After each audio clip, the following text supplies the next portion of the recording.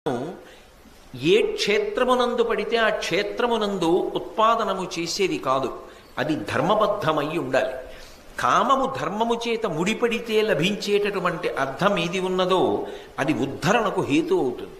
ఉదాహరణకు కొడుకు లేడనుకోండి, వచ్చిన నష్టం లేదు. కూతురు గడుపున కొడుకు పుడితే కొడుకు పుట్టినట్టే. కాబట్టి ఏమవుతుంది అంటే ధర్మమునకు కామము ముడిపడాలి, ఆకర్షణ నిలబడాలి. అందుకొరకు ఆకర్షణ అన్నది లోకంలో భగవంతుడు సృజించాడు. ఈ ఆకర్షణ ధర్మబద్ధమై పరిమితం అవ్వాలి. అంతేకాని ఇది విశృంఖలత్వాన్ని పొందిందనుకోండి, ఎవరి మనస్సుని వాళ్ళు పరిశీలించుకోవాలి. నా ఆకర్షణ ఎక్కడికి పరిమితము కావాలి? నా ధర్మపత్ని వరకు. అది దాటి ఆకర్షణ పొందకూడదు. అలా పొందితే ప్రమాదము వైపుకి వెళ్ళిపోతున్నానని గుర్తు. అది ఎవరికి వారు పరిశీలించుకోవలసినటువంటి విషయం. అందుకే ధర్మము గాడి తప్పిపోతే కొన్ని చోట్ల ఏమవుతుందంటే అది భయంకరమైనటువంటి ఫలితాన్ని ఇస్తుంది. అలా ఫలితాన్ని ఇవ్వాలనుకోండి, శరీరం ఉండాలి కదా దాన్ని అనుభవించడానికి. ఒక గొప్ప దుఃఖాన్ని అనుభవించాలనుకోండి, శరీరం ఉండాలి కదా. శరీరం ఉంటే కదా దుఃఖాన్ని అనుభవిస్తారు. కానీ స్త్రీ విషయంలో ధర్మపత్నిని కామమునందు అతిక్రమించాడనుకోండి, దాని వలన ఏమవుతుందంటే మూలఘాతి. ఏ శరీరము దానికి ఉపయోగించాడో ఆ శరీరము పతనమైపోతుంది. ఆయుర్దాయము నిలబడదు. నిలబడకుండా అర్ధాంతరంగా శరీరాన్ని వదిలిపెట్టేస్తాడు. ప్రమాదం ఏర్పడి శరీరము పతనమవుతుంది. అందుకే పరస్త్రీ సంగదోషేణ బహవో మరణంగతాః. పరస్త్రీ సంగము చేత ఎందరో తమ శరీరములను పతనం చేసుకున్నారు, ఆయుర్దాయాన్ని కోల్పోయారు. అందుకే అటువంటి ప్రమాదకరమైన వాటి జోలికి వెళ్ళవద్దు. అది చెప్పడం కోసమే వెలది మొట్టమొదటి వ్యసనంగా చెప్పారు. అయితే ఇక్కడ స్త్రీ అని అన్వయం చేసి అన్ని వేళలా దోషం ఆపాదించకూడదు. ఎందుకు ఆపాదించకూడదు అంటే ఆమె ధర్మబద్ధమైన పత్ని స్థానంలో ఉందనుకోండి, ఆమె గొప్ప ఉద్ధరణ హేతు. మీకు నేను ఎన్నో మాటలు చెప్పా. గృహిణి గృహముచ్యతే. అసలు ఆమె లేనినాడు ఇల్లన్న మాటకు అర్థమే లేదు. ఆమె లేనినాడు పురుషుడు పుణ్యం చేసుకోలేడు. ఆమె లేనినాడు ఇహమునందు ఏమీ సంతోషం లేదు. అందుకే మాతా సమన్నాస్తి శరీర పోషణం, భార్యా సమన్నాస్తి శరీర తోషణం. భార్యలా అసలు శరీరమునకు సంతోషమును ఇవ్వగలిగినటువంటి వాళ్ళు ఈ లోకంలో లేరు. అందుకే అది ధర్మబద్ధమైన నాడు దోషం లేదు. అది ధర్మమన్న గీత దాటిపోతే, ఆకర్షణ అన్యుల యందు పొందితే అది ప్రమాదహేతు. అప్పుడది అక్కడతో ఆగదు, శరీరాన్ని పడగొట్టేస్తుంది. అందుకే శ్రీరామాయణం సుందరకాండలో హనుమ రావణాసురుడి దగ్గరికి వెళ్ళి రాయబారం చెప్తున్నప్పుడు ఒక మాట అంటారు. తదేవ ఫలమన్వేతి ధర్మస్య ధర్మనాశన ప్రాప్తం ధర్మఫలం తావద్భవతా నాత్ర సంశయ అంటారు. నువ్వు చేసిన ధర్మం ఏదుందో, నువ్వు చేసిన పుణ్యం ఏదుందో అది ఫలితాన్నిచ్చింది. నువ్వు చేసిన అధర్మం ఫలితాన్ని ఇవ్వడం ప్రారంభం చేసింది. నువ్వు చేసిన అధర్మం ఏమిటి? పరస్త్రీని అపహరించి తీసుకొచ్చావు. ఆమె వంక చూడకూడని చూపు చూస్తున్నావు. ఆమెతో మాట్లాడకూడని మాటలు మాట్లాడుతున్నావు. ఆమె ఎందు పొందకూడని భావన పొందుతున్నావు. చిట్ట చివరికి దీని వలన ఫలితమేమి? మూలఘాతి. ఇది నీ శరీరాన్ని పతనం చేసేస్తుంది. నీ శరీరము నిలబడదు. అందుకే వ్యసనం గురించి చెప్పడం వేరు, కానీ ఆ వ్యసనం యొక్క వ్యగ్రతని తెలుసుకోకపోతే అది ఎంత ప్రమాదానికి వెళ్ళిపోతుందో తెలుసుకోకపోతే ఎంత గొప్ప వ్యక్తి జీవితం కానివ్వండి, దాని వలన ఫలితం ఉండదు. మీరు భాగవతంలో అజామీలోపాఖ్యానం చూసి ఉంటారు. ఆయన పేరు అజామీలుడు అని పెట్టారు. అజామీలుడు అన్న మాటకు అర్థం ఏమిటంటే అజ్ఞానము చేత మేళనమును పొందినవాడు, దానితో అంటకాగినవాడు అని అర్థం. అజామీలుడు అంటే అజామీలుడు మొట్టమొదటి నుంచి కూడా పుట్టుక నుంచో బ్రహ్మచారిగా ఉండగానో యవ్వనంలో ఉండగానో పరస్త్రీ వ్యసనము కలిగినటువంటి వాడు కాడు. మీరు జాగ్రత్తగా పరిశీలనం చేస్తే భాగవతంలో అజామీలుడి గురించి కొన్ని విశేషాలు చెప్పారు. ఆయన చాలా మంచి శీలవైభవం ఉన్నవాడు. కావున ఇతడు సత్కర్మవశమున భూదేవ కులమున పుట్టినాడు. దాంతుడై శాంతుడై ధర్మసంశీలుడై సకల వేదంబులు చదివినాడు. అనయంబు గురువుల అతిథుల పెద్దల చేరి శుశ్రూషలు చేసినాడు. సర్వభూతములకు సమబుద్ధి అయి చాలా బహుమంత్ర సిద్ధుల వడసినాడు. సత్యభాషణ నియమంబు జరిపినాడు. నిత్య నైమిత్తికాదుల నెరపినాడు. దండి లోభాది గుణముల దరసినాడు. మంచి గుణములు తనయందు అరసినాడు. అజామీలుడు ప్రారంభంలో అంత గొప్ప శీలవైభవం ఉన్నవాడు.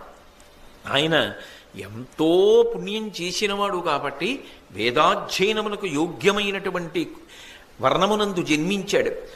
దాంతి శాంతి రెండిటినీ పొందినవాడు. అపారమైన ఇంద్రియ నిగ్రహము మనోనిగ్రహము కలిగినటువంటి వాడు.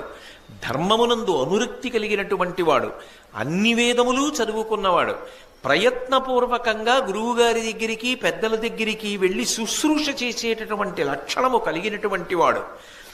అంతేకాదు అన్ని భూతముల యందు సమానమైనటువంటి బుద్ధిని పొందినవాడు. ప్రహ్లాదుడి గురించి చెప్తూ భాగవతంలో తనయందు అఖిల భూతములందు నొకభంగి సమహితత్వంబున బరగువాడు అంటారు.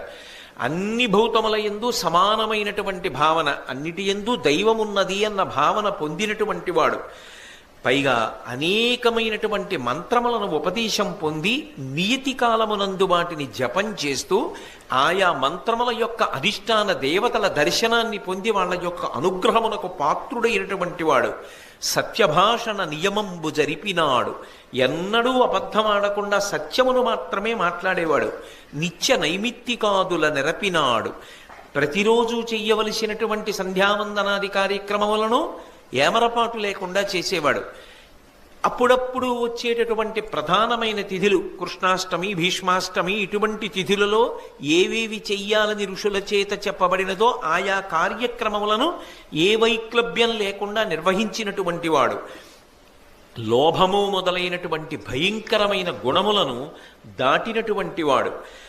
మంచి గుణములన్నిటికీ కూడా నిధిగా జీవించినటువంటి వాడు. అంటే ప్రారంభంలో అజామీలుడు తప్పు జీవనమున్నవాడు కాడు. ఆయనకి వివాహం చేసిన తర్వాత భార్యతో ఎంతో చక్కటి జీవితం చేసినటువంటి వాడు. తల్లిదండ్రుల యొక్క మన్ననని సంతోషాన్ని పొంది జీవించేటట్టుగా బ్రతికినటువంటి వాడు. తల్లిదండ్రులకు సంతోషాన్ని ఇచ్చినవాడు. ఇటువంటి వాడు ఒకనాడు చూడకూడని ఒక విషయాన్ని చూశాడు. ఎవరో మద్యపానానికి కూడా అలవాటు పడిపోయినటువంటి ఒక స్త్రీ పరపురుషుడితో రమిస్తున్నటువంటి సన్నివేశాన్ని చూశాడు. ఇంత చదువు చదువుకున్నవాడి చదువు పెద్ద దూది పర్వతంలో నిప్పు నిరుసుపడి కాలిపోయినట్టుగా దగ్ధమైపోయింది. అంతే జారిపోయాడు. ఒకటో మెట్టు మీద ఉన్నవాడు జారి పడిపోయాడు అనుకోండి, పర్వాలేదు. 10వ మెట్టు మీద ఉన్నవాడు జారి పడిపోయాడు అనుకోండి, పర్వాలేదు. 1000వ మెట్టు మీద ఉన్నవాడు జారి పడిపోయాడు అనుకోండి, బ్రతుకుతాడని నమ్మకం ఉండదు. 1000వ మెట్టు మీదకి ఎక్కడం అంటే ఎన్నో గుణములను పొందిన తరువాత ఇటువంటి వ్యసనము కాని కలిగిందనుకోండి, వాడి జీవితము చాలా భయంకరంగా పరిసమాప్తమైపోతుంది. ఇక ఆయన పొందిన సుగుణములను గురించి కానీ, ఆయన కీర్తిని గురించి కానీ, ఆయన జీవితంలో కష్టపడి సాధించినటువంటి విశేషాల్ని కానీ ఇక ఎవ్వరూ స్పృశించరు. ఆయన నశించిపోయిన తరువాత అపకీర్తి ఒక్కటే మిగిలిపోతుంది. మీరు ఒక్కటి గమనించండి, రావణాసురుడు మరణిస్తే కేవలము రావణుడు మరణించాడు అనుకుంటారు చాలామంది. కాదు, రావణుణ్ణి చంపినప్పుడు 3 రకములైనటువంటి హత్యలు జరిగాయి. ఒకటి వీరహత్య అంటారు, రెండవ దాన్ని ఛాయాహత్య అంటారు, మూడవ దాన్ని సుగుణహత్య అంటారు. ఆయన మహావీరుడు, లోకోత్తర వీరుడు, అన్ని అస్త్రములు తెలిసిన్నవాడు. అన్ని అస్త్రములు తెలిసిన్నవాడు అంటే అన్ని మంత్రాల్ని నియమంగా జపం చేసి తనయందే ఆవాహన చేసుకున్నవాడు. ఆయనతో పాటే అన్ని మంత్రముల యొక్క దేవతలు కూడా వినిర్ముక్తమైపోతారు. కాబట్టి అది వీరహత్య. ఛాయాహత్య. ఛాయాహత్య అంటే ఏమిటో తెలుసా? కేవలం పరాక్రమం కాదు, అనేకమైనటువంటి లలిత కళలలో గొప్ప సాధన చేసి ఉత్తీర్ణుడైన వాడు. ఆయన చాలా బాగా వీణ వాయిస్తాడు. ఆయనకి సామవేదం తెలుసు, గొప్ప గానం చేస్తాడు. ఆయనకి పూజ తెలుసు, అలంకారం తెలుసు, ఏ ఏ తిథులలో ఏవి చెయ్యాలో తెలుసు. అన్నింటినీ మించి చతుషష్ట్యుపచారములు చెయ్యగలడు. 64 ఉపచారములు మీరు చదివితే భగవతికి కోట నిర్మాణం కూడా ఉంది. అవేం సామాన్యమైన ఉపచారాలు కావు. అటువంటి ఉపచారములు చెయ్యగలడు. ఇన్ని చెయ్యగలిగిన వాడి కీర్తి ఏదైనా మిగిలిందా లోకంలో? రావణాసురుడిలా వీణ వాయిస్తాడండి, అభినవ రావణ అన్న బిరుదుతో సత్కరిస్తున్నాం అని ఎవరికైనా బిరుదిస్తారా? ఇస్తే పుచ్చుకుంటారా? పుచ్చుకోరు. ఆయనకి తెలియదా? ఆయనకి ఆ కళ లేదని మీరు అనుకుంటున్నారా? ఉన్నది. కానీ ఆయనకి ఎన్ని కళలు ఉన్నా ఆయన ఒక మహాపతివ్రత యందు పొందకూడని భావన పొందడంలో ఆయన మరణించినప్పుడు ఆయనతో పాటే ఈ ఉత్తమమైనటువంటి సంస్కృతి కూడా మరుగున పడిపోయింది. అది ఛాయాహత్య అంటారు. ఎంతటి వాడికి కొన్ని సుగుణములుంటాయి. మహర్షి అందుకే రామాయణ కావ్యం చేసేటప్పుడు నిష్పక్షపాతంగా మాట్లాడతారు. మీరు రావణాసురుడు నిద్రలేచిన సమయాన్ని గమనించండి. ఆయన బ్రాహ్మీ ముహూర్తంలో నిద్రలేచాడు. అంటే ఏ కాలమునందు సరస్వతీ కటాక్షము కాలాంతర్గతముగా ప్రవాహ రూపంలో ఉంటుందో ఆ కాలమునందు నిద్ర లేచేటటువంటి అలవాటు ఉన్నవాడు. అసలు అందరూ అలా నిద్ర లేవరు. ఎప్పుడో సూర్యోదయం అయిపోయిన తర్వాత లేస్తారు. కృతఘ్నఘ్న యదేవా యజ్యోతిషాం పతయే నమః. సూర్యుడు ఉదయించిన తరువాత నిద్రలేచిన వాడు కృతఘ్నుడు. కాబట్టి ఆయన బ్రాహ్మీ ముహూర్తంలో నిద్రలేచే అలవాటు ఉన్నవాడు. కానీ అవి ఏవైనా నిలబడ్డాయా? ఒక్క రావణ హత్య చేస్తే రావణ హత్య వెనక ఈ హత్యలు కూడా జరిగాయి. అందుకే ఇవి దోషములయ్యాయి. ఎందుకని అంటే లోకమునందు ప్రకాశించకుండా పోయాయి. ఇవి పోగొట్టుకోవడానికే రామచంద్రమూర్తి అన్ని శివలింగ ప్రతిష్టలు చేశాడు. అది కారణం. అంటే పరస్త్రీ సంగ దోషేన బహవో మరణంగతా. పరస్త్రీ సంగ దోషము వలన మనిషి యందు ఎన్ని సుగుణములు ఉన్నప్పటికీ కూడా అవి రాణించవు, సర్వభ్రష్టమైపోతాడు. అసలు ఇవాళ మనందరం తిరుపతి తిరుపతి అని చెప్పి వెంపర్లాడి ఆ కొండెక్కుతాం. ఆ కొండ యొక్క వైభవాన్ని కలియుగంలో ప్రకాశింపచేసినటువంటి వాడు మాధవుడు అనబడేటటువంటి ఒక బ్రాహ్మణ కుమారుడు. ఆయన కూడా అజామీలుళ్లాగే బాగా చదువుకున్నవాడు. ఆయన కూడా అజామీలుళ్లాగే మంచి గుణములు కలిగినవాడు. అటువంటి వాడు ఒకప్పుడు కాలు జారిపోయింది. అన్యకాంతయందు ఆకర్షితుడయ్యాడు. ఆకర్షితుడైనప్పుడు అదో విచిత్రం. ఆవిడ ధర్మం చెప్పింది. ఆమె నిజానికి చదువుకున్నది కాదు. ఆమె కూడా ఇలాగే కళ్ళు తాగుతున్నది. ఆమె కూడా గోమాంసమును తింటున్నది. ఆమె దగ్గరికి వెళ్ళి ఆమె పొందు అపేక్షించాడు. ఆమె అంది, నువ్వు ఉత్తమమైనటువంటి వంశంలో జన్మించావు, ఇదేమి దుర్బుద్ధి, తప్పు, నువ్వు ఇటువంటి పనులు చేయకూడదని చెప్పింది. ఆయన పాండిత్యం ఎందుకు పనికొచ్చిందంటే భ్రష్టత్వానికి వచ్చేటప్పటికీ ఏ స్థాయికి ఎడతాడో చూడండి. ఉప్పు ముత్యం ఉంటుంది. అయినంత మాత్రం చేత ఉప్పు నీటిలో పుట్టిందని ముత్యాన్ని విసిరేస్తారా? రత్నములు దొరుకుతాయి సముద్రమునందు. నీటిలో దొరికింది ఉప్పు నీటిలో అవతల పారేస్తారా? నువ్వు ఎటువంటి దానివైతేనే గొప్ప అందగత్తెవి అని ఆమె పొందుని అపేక్షిస్తే ఆమె త్వజ యజ్ఞోపవీతంతే ముండయిత్వా శిరస్తథా అంది. నువ్వు బ్రాహ్మణుడివి కదా, నీ యజ్ఞోపవీతం తీసి అవతల పారే, నీ శిఖని తీసేసి భక్ష గోమాంసముత్తమం, ఆవుని చంపేసి గోమాంసం తిను. కనీసం అప్పుడు భయపడతాడు. పరస్త్రీ సంగము వ్యసనమైపోయిన మనసు ఎంతకి బరి తెగించేస్తుందంటే ఆయన యజ్ఞోపవీతాన్ని తీసి విసిరేశాడు. శిఖ, ఆ పిలక ముడి వేసుకున్నటువంటి పిలకని తీసేశాడు. గోమాంసాన్ని తినేశాడు. ఆమె యందు అనురక్తిని పొంది సుఖించాడు. కొంతకాలమునకు ఆమె మరణించింది. ఆయన కొంతమంది రాజులు తిరుపతి యాత్రకి వెడుతుంటే వాళ్లతో పాటుగా వెంకటాచలం యాత్రకి వెళ్ళాడు. కపిలతీర్థం దగ్గరికి వచ్చి వాళ్ళందరూ వాళ్ళ తండ్రులను గుర్తు తెచ్చుకుని తద్దినం పెడుతున్నారు. విడిపోయినటువంటి వాళ్ళైతే, శరీరం వదిలిపెట్టేసిన వాళ్ళైతే. తనకి తన తండ్రి గుర్తొచ్చాడు, తల్లి గుర్తొచ్చింది. బాధపడి తనకొచ్చిన మంత్రములతో తన దగ్గర ఉన్నది ఆ రోజున మట్టి కాబట్టి మట్టి ముద్దలతో తద్దినం పెట్టాడు. వాళ్లతో కలిసి కొండెక్కుతున్నాడు. ఎక్కలేకపోయాడు. ఎక్కలేక నీరసపడి ఖేదపడితే ఆయనలో ఉన్నటువంటి పాపమంతా కూడా వాంతి రూపంలో కక్కాడు. అక్కడ ఉన్న శిలలన్నీ కూడా ధ్యాననిష్టలో ఉన్న యోగులు, అబ్బా ఎంత పాపం రాని వాళ్ళు ముక్కులు మూసుకుని యథారూపాలు ధరించి పైకి లేచిపోయారు. బ్రహ్మగారు ప్రత్యక్షమయ్యారు. ఒరే నీ అదృష్టం రా, ఇన్ని పాపములు చేసినా ఈ కొండ మీదకి వచ్చావు. ఈ కొండ మీదకి వచ్చిన కారణం చేత నీ పాపములు కాలిపోయి వాంతి రూపంలో బయటపడిపోయాయి. వేం పాపం కటతే అస్మాత్ పాపదహన శక్తితః వెంకటాచలమిత్యేవ నామదేవస్తథా జగుహు. ఈ కొండకు వెంకటాచలం అని పేరెందుకు వచ్చిందంటే పాపములను కాల్చేస్తుంది. పరస్త్రీ సంగ దోషము చేత ఇంత భయంకర పాపమును పొందావు. ఆ పాపాన్ని ఈ కొండ కాల్చేసింది. వెళ్ళి పుష్కరిణి స్నానం చేయి. వచ్చే జన్మలో ఆకాశరాజువై పుట్టి నీ కుమార్తె అయినటువంటి పద్మావతీదేవిని వెంకటేశ్వరుడికిచ్చి వివాహం చేసి వెంకటేశ్వరుడికి మామగారివై తరిస్తావు. అది వెంకటాచలం యొక్క మహాత్మ్యము అని మనకి భవిష్యోత్తర పురాణం చెప్తోంది. కాబట్టి పరస్త్రీ సంగ దోషము చేత ఏ స్థాయికి జారిపోయాడు మాధవుడు. అందుకే వ్యసనములలో మొట్టమొదటి వ్యసనముగా ఏం చెప్తారు అంటే ధర్మం అనేటటువంటి గీతని దాటవద్దు స్త్రీ విషయంలో. సరే ఏమండి, ఈ నీతి చెప్పడం మంచిదే, తప్పకుండా చెప్పవలసిందే. నీతి చెప్పి ఆగదు సనాతన ధర్మానికి ఉన్న గొప్పతనం. దానికి మార్గమేమి చెప్తుంది.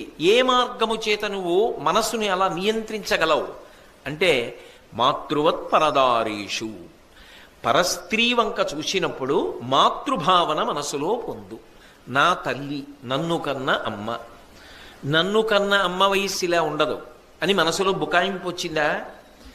నువ్వు ప్రతిరోజు పూజ చేస్తావు కదూ, ఎవరో ఒక అమ్మవారిని పూజిస్తావు కదూ. కంచి కామాక్షినో, మధుర మీనాక్షినో, కాశీ విశాలాక్షినో, గాయత్రినో, పార్వతినో, లక్ష్మినో, సరస్వతినో, శారదనో ఎవరో ఒకరిని పూజ చేస్తావు కదూ. నేను పూజ చేసేటటువంటి అమ్మవారు కరచరణాదులతో కదిలి వస్తే ఇదిగో ఇలా ఉంటుంది. సహస్రశీర్షవదన, ఇన్ని ముఖాలతో మా అమ్మవారు వచ్చి కూర్చుంటే ఇలా కూర్చుంటుంటుంది. ఎంత అదృష్టం! ఆవిడికి నా మీద ఎంత ప్రేమ అంటే రోజు నన్ను పీఠం మీద కూర్చోబెట్టి నువ్వు కింద కూర్చుని పూజ చేస్తావు. ప్రతిరోజు సాయంకాలం నిన్ను పీఠం మీద కూర్చోబెట్టి ఎత్తైన వేదిక మీద కూర్చోబెట్టి నేను అనేక ముఖాలతో కింద కూర్చుని వింటున్నట్టుగా కనపడుతూ నీకు దర్శనమిస్తాను. ప్రతిరోజు సాయంకాలం అయ్యేటప్పటికీ నేను ఏ కామాక్షికి నమస్కారం చేస్తానో ఆ పరదేవత ఇన్ని ముఖాలతో నాకు దర్శనమిస్తూ ఉంటుంది.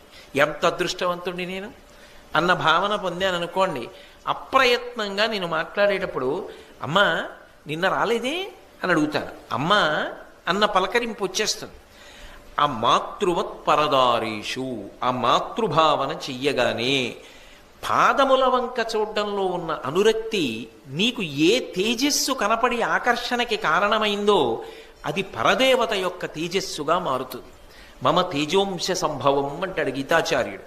అది పరదేవత యొక్క తేజస్సుగా నీకు కనపడగానే పాల మీద నీళ్లే తప్ప పాలు పొంగించగలిగిన అగ్ని మాత్రం అది కాదు.